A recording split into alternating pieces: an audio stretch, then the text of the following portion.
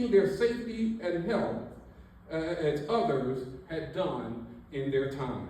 And so when we talk to them, we talk to them about the history of voting and political power and race, and how America has always understood the power attached to the vote and has been in continual conversation and controversy about the power attached to the vote and who it is that should and should not be allowed to exercise the right to vote. And so I'm going to go into a little bit of that history. It may be a little bit elementary. You'll have to excuse me. I know I'm going to tell you a lot of what you already know, but just to connect the dots for a moment. First, it started with the Constitutional Convention. I found out it started before then, but by now I know. But for us, for America, it started with the Constitutional Convention. And there was a debate about who would be allowed to have the right to vote. And the discussion went something like, well, if we extend it equally to the rights of the oppressed, then they will overrun the power of those who have property and money. But if we only extend it to the ones who have property and money, then the oppressed will be further oppressed. And because they couldn't make a decision, they tossed it to the states, and it was decided in most states that only white male property owners were going to be permitted to vote. It's a man who penned, "All men are created equal, endowed by their creator with certain unalienable rights," penned by Thomas Jefferson in 1776.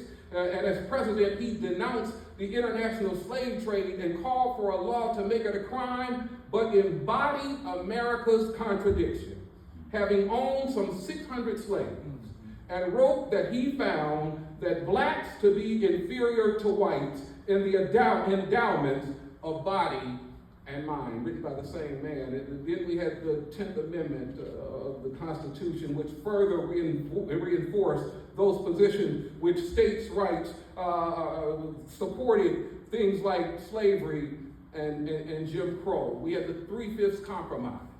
And it was about political power with a racial component of being able to count enslaved people of color who were not entitled to cast a vote. Until some 85 years later, that all states had lifted the property owner requirement from voting, but still only white male property owners could vote.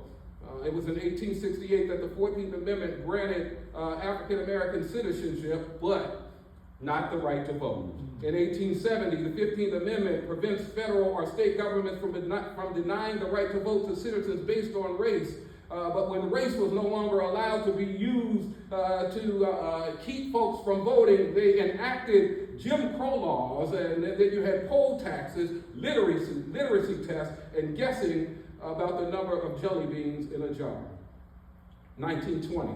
I know my League of Women Voters co-president know 1920. That was the 19th Amendment that grants women the right to vote. It was in 1924 that Indian Citizenship Act. What I win, it is to say that I need you to engage in the process in order for me to win. Something else that I say for myself, I'm going to live my life having exercised every moral and just power that I have to seize control of my own destiny. But when you vote, I win. And so now, let's talk about working on increasing participation. First, we talk about voter information. The importance of every election. We are voting for lawmakers and agencies engaged in enforcement, judges, prosecutors, executives who appoint chiefs of police. Understanding the state level lawmakers have these 10th Amendment rights that undergirded things in our history that has kept us in a bad place. We need to understand that when we vote on a local level, we're talking about appropriations at a city level, where council persons and commissioners are making decisions on where money is going to be spent, and then even go all the way down to the school board. They are dealing with curriculum, and all of that is a big conversation. We need folk to vote, all the way down to the dog catcher level. So when it comes to when you vote, I win. We are about the business of voter engagement for voter participation. We need folk to vote. We cannot exist with 400,000 people in one city sitting on the sidelines.